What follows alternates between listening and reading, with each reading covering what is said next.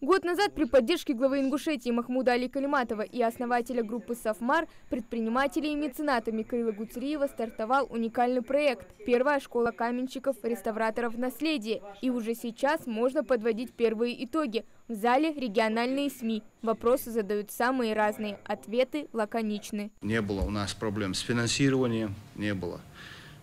И коллектив мы тоже быстро создали, потому что мы уже были друзьями 10-15 лет. Мы дружим, доверяем друг другу. Потом при наборе учеников нам не пришлось никаких объявлений делать, сарафанное радио сработало. В этом у нас тоже не было проблем.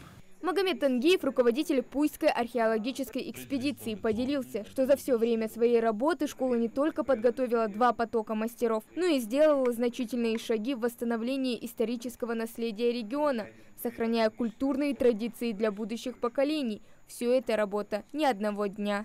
Каждый раз, когда мы планируем раскопать какой-то скелет, закладываем в раскоп, начинаем раскопки, и рядом появляются совершенно новые объекты.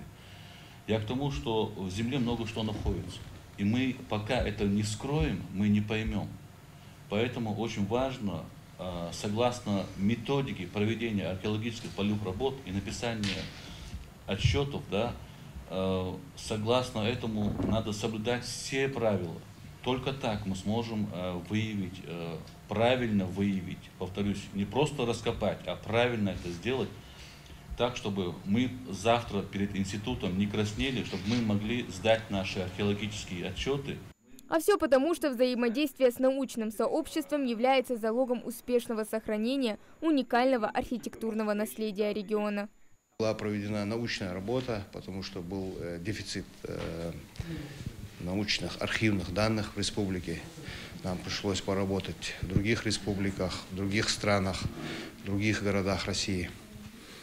У нас накопилась сейчас база, определенная научная база. Мы уже можем сказать уверенно, что мы знаем, как проводить, как выглядели наши башни, жилые, полубоевые, боевые, благодаря этнографическим работам, археологическим работам.